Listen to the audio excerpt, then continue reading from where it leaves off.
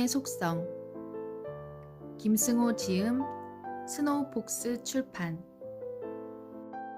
돈은 인격체다. 돈이 사람처럼 사고와 감정과 의지를 지닌 인격체라고 하면 누군가는 받아들이기 힘들어한다. 인격체란 스스로 생각하고 자아를 가진 개별적 실체를 뜻하기 때문이다. 돈은 스스로 생각하지도 움직이지도 않으며 단지 숫자로 이루어졌을 뿐이니 왠지 억지처럼 느껴질 수 있다. 하지만 비즈니스에서는 회사도 인격을 부여받는다. 바로 법인이다. 여기에는 사람인이 붙는다. 법인은 사람과 동일하게 소송을 하고 소송을 당하기도 하며 하나의 주체처럼 개인과 싸우거나 협의하거나 협력할 수 있다. 돈은 법인보다도 더 정교하고 구체적인 인격체다. 어떤 돈은 사람과 같이 어울리기를 좋아하고 몰려다니며 어떤 돈은 숨어서 평생을 지내기도 한다. 자기들끼리 주로 가는 곳이 따로 있고 유행에 따라 모이고 흩어진다. 자기를 소중히 여기는 사람에게 붙어있기를 좋아하고 함부로 대하는 사람에겐 패가망신의 보복을 퍼붓기도 한다. 작은 돈을 함부로 하는 사람에게선 큰 돈이 몰려서 떠나고 자신에게 합당한 대우를 하는 사람 곁에서는 자식을 낳기도 한다. 이처럼 돈은 인격체가 가진 품성을 그대로 갖고 있기에 함부로 대하는 사람에겐 돈이 다가가지 않는다. 이런 돈의 특성 때문에 나는 돈을 인격체라고 부른다. 이 글 안에서도 돈을 인격체로 대하는 듯한 문장이 계속 나올 것이니 독자 여러분들은 이해해주기 바란다. 내가 풍족한 부를 이루는 데 성공한 것은 돈을 스스로 감정을 가진 인격체로 대하며 돈과 함께 사는 법을 배웠기 때문이다. 돈을 너무 사랑해서 집안에만 가둬놓으면 귀에만 있으려면 나가려고 할 것이고 다른 돈에게 주인이 구두쇠니 오지 말라 할 것이다. 자신을 존중해주지 않는 사람을 부자가 되게 하는데 협조하지도 않는다. 가치 있는 곳과 좋은 일에 쓰인 돈은 그 대우에 감동해 다시 다른 돈을 데리고 주인을 찾을 것이고 술집이나 도박에 자신을 사용하면 비참한 마음에 등을 돌릴 것이다. 돈은 감정을 가진 실체라서 사랑하되 지나치면 안 되고 품을 때 품더라도 가야 할 땐 보내줘야 하며 절대로 무시하거나 함부로 대해서는 안 된다. 오히려 존중하고 감사해야 한다. 이런 마음을 가진 사람에게 돈은 항상 기회를 주고 다가오고 보호하려 한다. 돈은 당신을 언제든지 지켜보고 있다. 다행히 돈은 뒤끝이 없어서 과거의 행동에 상관없이 오늘부터 자신을 존중해주면 모든 것을 잊고 당신을 존중해줄 것이다. 돈을 인격체로 받아들이고 깊은 우정을 나눈 친구처럼 대하면 된다. 그렇게 마음 먹는 순간 돈에 대한 태도는 완전히 바뀌기 시작한다. 작은 돈을 절대로 함부로 하지 않게 되고 큰 돈은 마땅히 보내야 할 곳으로 보내주게 된다. 사치를 하거나 허세를 부리기 위해 친구를 이용하지 않고 좋은 곳에 친구를 데려다 주려 할 것이기 때문이다. 품 안의 돈을 기품 있는 곳에 사용하며 사랑하는 사람과 보호해야 할 가치가 있는 곳에 사용할 것이다. 이를 지켜보고 있는 돈도 더 많은 친구들을 옆에 불러들일 것이다. 내가 돈의 노예가 되는 일도 없고 돈도 나의 소유물이 아니므로 서로 상하관계가 아닌 깊은 존중을 갖춘 형태로 함께하게 된다. 이것이 진정한 부의 모습이다. 납치나 폭력 혹은 불법을 통해 권력자나 졸부품으로 들어간 돈은 언제든 탈옥할 날만을 기다리거나 그 주인을 해치고 빠져나오기 마련이니 위험한 돈과 친해질 생각도 지워야 한다.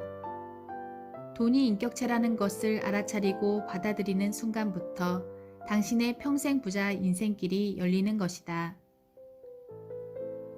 돈을 모으지 못하는 사람의 가장 많은 핑곗거리는 소득이 적어서 쓸 돈도 모자란다는 것이다.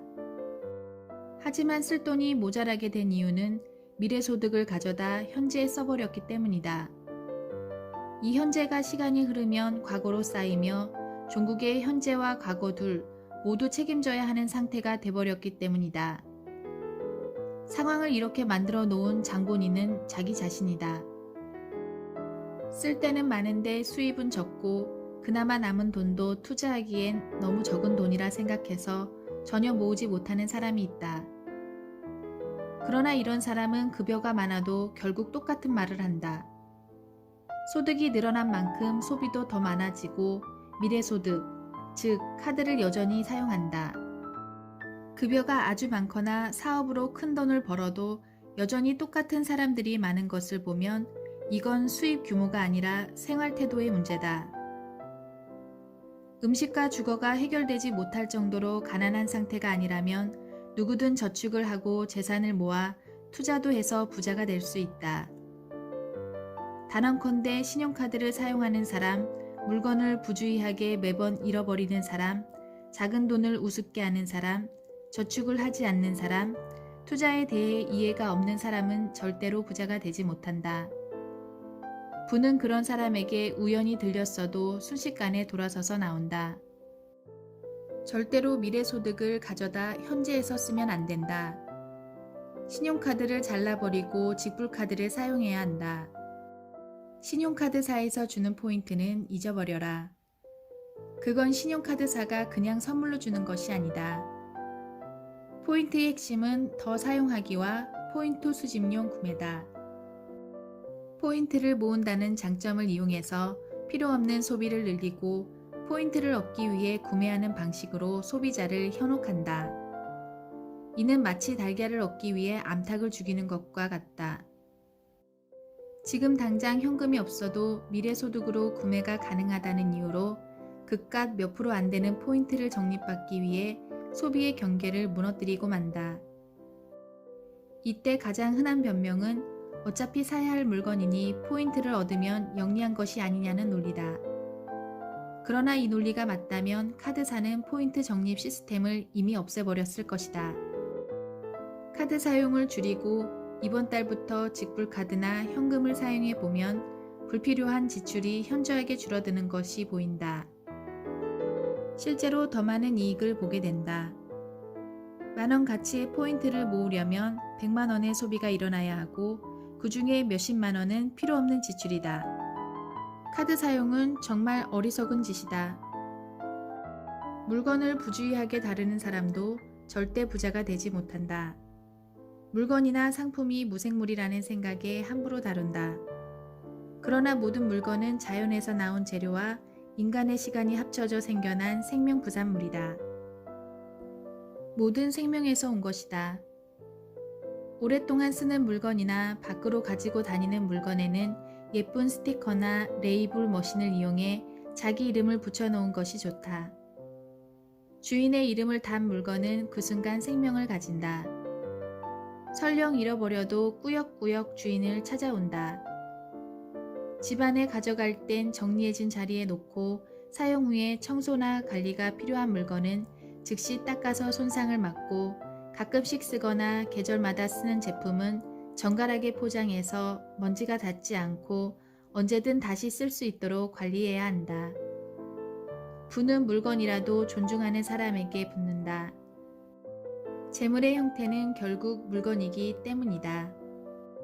작은 돈은 큰 돈의 씨앗이고 자본이 될 어린 돈이기에 씨앗을 함부로 하고 아이를 돌보지 않는 사람은 그 어떤 것도 키우지 못한다. 작은 돈을 모아 종잣돈을 마련해서 투자나 사업의 마중물을 만들어가는 것이 성공의 기초다. 기초를 다지지 않고 지은 건물을 임시가옥이라고 부른다. 크게 짓지도 못하거니와 바람만 불어도 날아가 버린다. 모든 투자는 작은 돈에서부터 시작된다. 작은 투자로 시작한 투자 경험이 큰 투자도 가능하게 만들어준다. 자산은 모이면 투자를 해야 한다. 투자를 하지 않은 돈은 죽은 돈이고 실제로 아무것도 하지 않는 장롱 속의 돈은 인플레이션이라는 독을 먹고 서서히 죽어버린다. 투자에 대한 이해나 경험을 갖지 못한 주인에게 끌려간 돈은 홀로 죽어가거나 기회만 생기면 탈출해버릴 것이다. 지금 책을 덮고 과일을 가져다 신용카드를 잘라라. 부자가 되는 첫걸음이다.